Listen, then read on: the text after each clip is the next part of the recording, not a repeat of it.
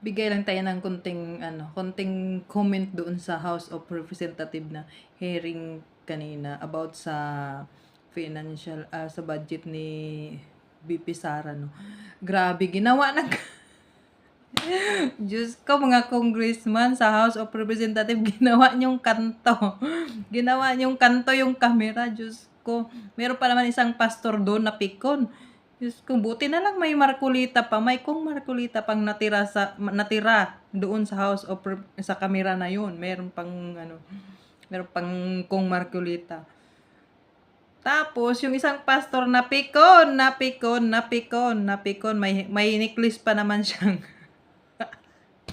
may necklace pa naman siyang cross, hindi kinaya. Hindi kinaya ng necklace niyang cross yung powers niya. Tapos yung isa naman sumugod pa kay Kung Marcolita, Diyos ko. Ginawa naman talagang nagpakitang kanto boy.